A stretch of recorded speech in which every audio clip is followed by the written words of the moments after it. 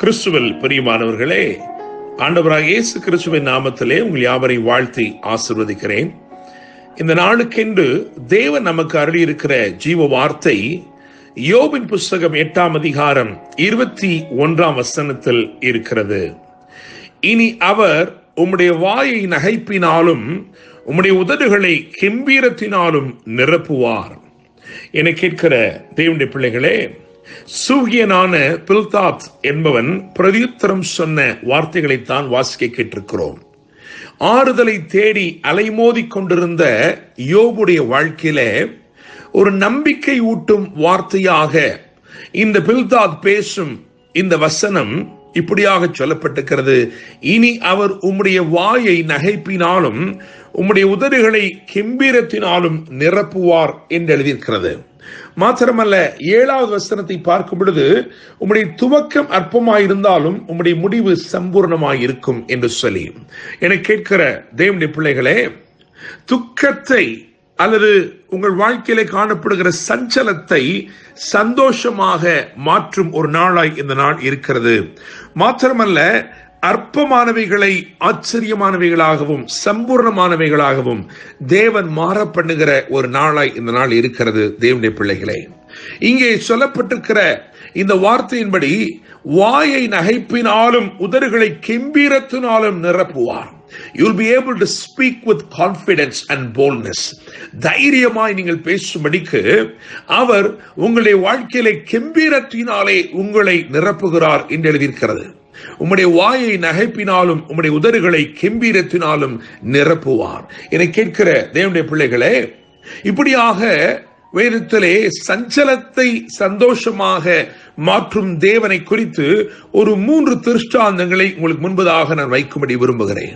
யார் யாருடைய வாழ்க்கையிலே கண்ணீர் இருந்ததோ, யார் யாருடைய வாழ்க்கையிலே புலம்பல் இருந்ததோ, அதை அவர் எப்படியாய் மாற்றினார் என்று சொல்லி நான் ஒரு 3 காரியங்களை மாத்திரம் உங்களுக்கு முன்பதாக வைக்கும்படி விரும்புகிறேன்.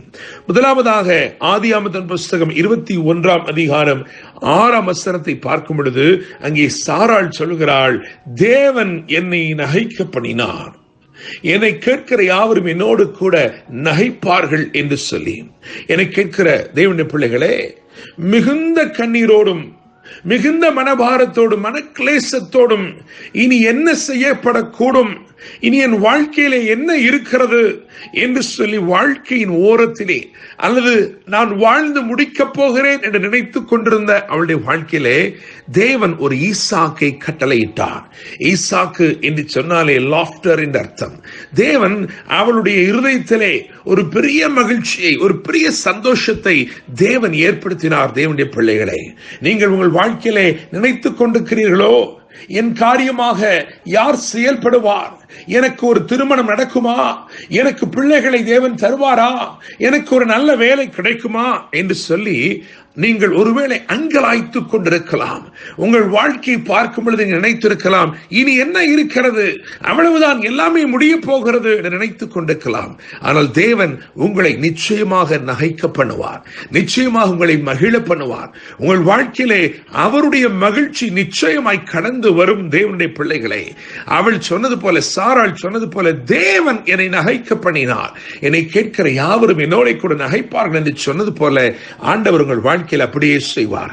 இன்னுமாக 2வதாக சங்கீதங்களின் புஸ்தகம் 30ஆம் அதிகாரம் 11ஆம் வசனத்தை பார்க்கும் பொழுது அங்கே தாவீது சொல்கிறான், என் புலம்பலை ஆனந்த களிப்பாக மாற பண்ணினீர், மகிழ்ச்சி எனும் கட்டினால் என்னை இடை கட்டினீர் என்று சொல்கிறான்.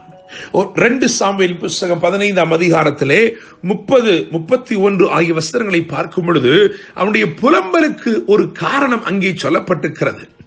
அவனுடைய சொந்த குமாரன், அவனோடு பந்தியில் இருக்கிறவன், அவனுடைய அப்பத்தை புசித்து திருப்தி அடைகிற அவனே தன் குதிகாலை தாவீது ராஜாவுக்கு விரோதமாய் உயர்த்தினான் என்று தாவீது சொல்கிறான். அப்படிப்பட்ட ஒரு சூழலிலே வேதத்தில் எழுதியிருக்கிறது, அங்கே அகித்தோப்பேல் என்னும் ஒருவன் இருந்தான். அவனுடைய ஆலோசனைகள் தேவதூதனுடைய ஆலோசனைகளை போல இருந்தது. அந்த ஆலோசனைகள் தேவனிடத்திலிருந்து வந்து கொண்டிருந்தது.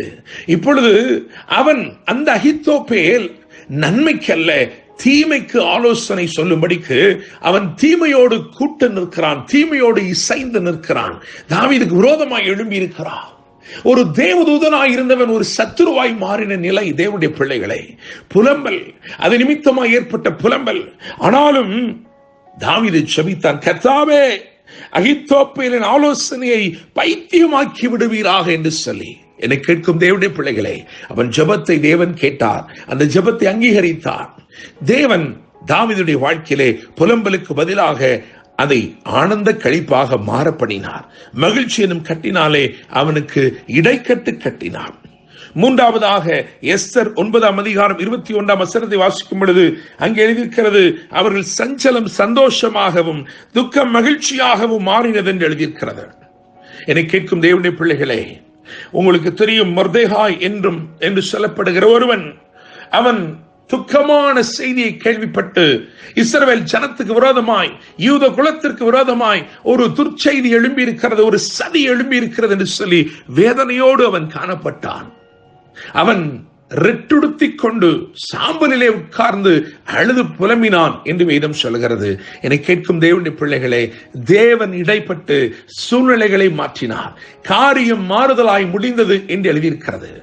எங்கே யூதர்கள் அழியும்படிக்கு சதி ஆலோசனைகள் நடந்ததோ அதே இடத்திலே யூதர்கள் செழித்தார்கள். தேவனுடைய பிள்ளைகளே, யூதர்கள் வாழ்ந்து செழித்தார்கள்.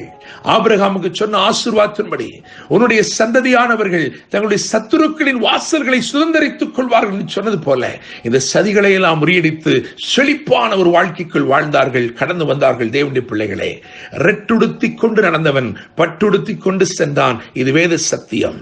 இங்கே சொல்லப்பட்ட வார்த்தை கவனிங்கள். யோபு 8:21, இனி அவர் உம்முடைய வாயை நகைப்பினாலும் உம்முடைய உதடுகளை கெம்பீரத்தினாலும் நிரப்புவார். கர்த்தர் இந்த வார்த்தைகள் மூலமாய் உங்களை ஆசீர்வதிப்பாராக. என்று அன்புடன் pastor Daniel Moses. God bless you.